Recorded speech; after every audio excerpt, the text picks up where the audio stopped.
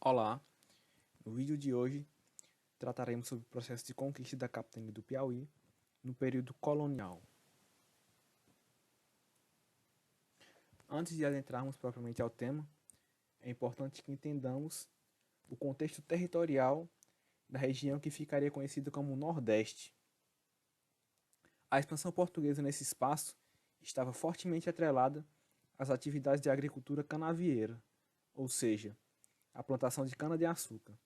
Ao lado, vemos uma imagem que representa negros africanos trabalhando numa plantação de cana-de-açúcar. E também vemos os senhores de engenho, brancos, que estão olhando e coordenando esse trabalho compulsório. Nessas plantações de açúcar, os negros africanos eram submetidos a trabalhos forçados e longas jornadas de trabalho. Além de tudo isso, eles sofriam maus tratos por parte de seus donos. Cabe ainda ressaltar que as capitanias do Pernambuco e da Bahia eram as maiores produtoras de cana-de-açúcar dessa região, e por isso elas eram de muita importância para a coroa portuguesa.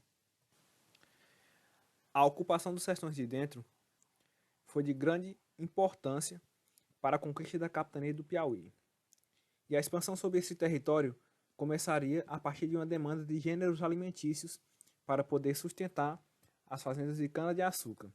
Por isso, nesse território começou-se a criar gados, fato que foi bastante significativo na expansão sobre essas terras. Além de tudo isso, foi cultivado também outros gêneros alimentícios, como o milho, arroz e a mandioca. A expansão sobre esse território, que seria conhecido como capitania do Piauí, teve início a partir do século XVII, e esse processo de conquista foi bastante diferente do que costumava acontecer, pois ele começou a partir do interior, pela região leste e sul do território. Naquele período, era comum que a colonização acontecesse a partir do litoral em direção ao sertão. Dentro desse cenário de expansão, é importante citar ainda a família dos Ávilas, que tiveram um papel muito importante frente a esses avanços sobre esse território. Uma figura importante a ser destacada é Domingos Afonso Mafrense. Ele pertencia à família dos Ávila e teve um papel importante no processo de expansão sobre esse território que ficaria conhecido como Capitania do Piauí, que se deu a partir de 1670. Domingos Afonso Mafrense foi quem instalou as primeiras fazendas de gado no território.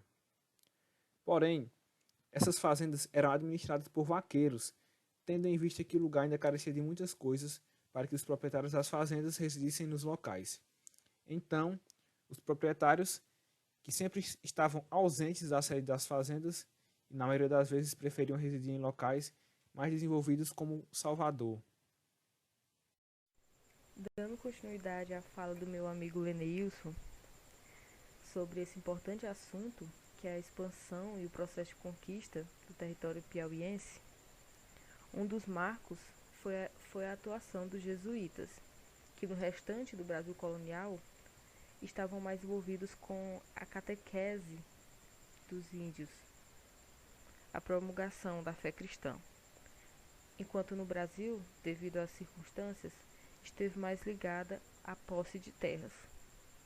Isso se deu ao fato que depois da morte de Mafrense, um dos pioneiros no processo de conquista do Piauí, em 1711, deixou, ainda em vida, um testamento, onde deixava todas as suas terras a cargo do reitor do Colégio da Bahia, o italiano João Antônio Andreoni, tendo como primeiro administrador o padre Manuel da Costa. Além disso, como ressalta Oliveira Assis, em 2009, os padres demonstraram grande habilidade para administrar essas terras. Eles compraram outras fazendas, expandindo assim a sua posse. Eles exerceram influência e eles se aproveitaram do trabalho de escravos entre negros e índios. Além disso, um ótimo exemplo dessa influência dos padres jesuítas e do seu poder foi que uma das suas principais fazendas veio a ser a Vila da Mocha, a primeira capital do Piauí, hoje conhecida como Oeiras. Contudo, Com a expulsão dos jesuítas da colônia e de todo o Império Português em 1750, coube à readministração a manutenção dos lotes de terras pertencentes aos ditos padres jesuítas. E durante esse período houve uma intensa desordem e disputa de terras. Inclusive, como citam os autores já mencionados anteriormente, existem vários arquivos que provam que houveram assassinatos, disputas e raptos de mulheres. Além disso, de alguma maneira, a permanência de grupos indígenas no Piauí até o século XIX, mais ou menos, parece estar muito ligada à presença de jesuítas na região, o que se torna um fator muito interessante de curiosidade. O porquê os padres jesuítas eram responsáveis pela defesa, de certa forma, dos índios. Ademais, deixando esse questionamento para uma reflexão e talvez para um futuro vídeo do grupo, resolvemos falar sobre a formação de vilas e cidades no Piauí, especificamente de duas, a cidade de Picos, que é a minha cidade, e a cidade de Oeiras, ou a Vila da Mocha, já citada anteriormente. Bom, a fazenda Cabrobó, no Vale do Rio Mocha, fundada ao decorrer do século XVII, foi o que deu origem à cidade que hoje conhecemos como Oeiras. A criação da freguesia de Nossa Senhora da Vitória, ocorrendo por volta de 1712, teve o nome modificado para homenagear o Conde de Oeiras, que é o futuro Marquês de Pombal, uma importante referência também no período colonial. Como cita o slide, o todo-poderoso ministro da corte portuguesa, do rei Dom José. E além disso, Oeiras, ou a Vila da Mocha, sendo a primeira capital do Piauí, da província do Piauí, em 1758, ela permaneceu como centro das decisões políticas até 1852, quando a sede do governo foi transferida para Teresina. Essa cidade, além disso, como mostra o slide posterior, a cidade de Oeiras, ela ainda possui muitos edifícios e características que se remontam ao período colonial, como por exemplo a paróquia de Nossa Senhora da Vitória, do século XVIII, além de várias outras tradições que a cidade segue religiosamente, que remontam desde essa época. E na foto do lado, temos o hospício, o Colégio dos Jesuítas da Vila da Mocha, que foi construído por volta de 1732. Ele se constitui como um dos primeiros mapas, por assim dizer, da cidade de Oeiras. Ele é original da Biblioteca Nacional de Portugal, em Lisboa, e ela é uma imagem de domínio público.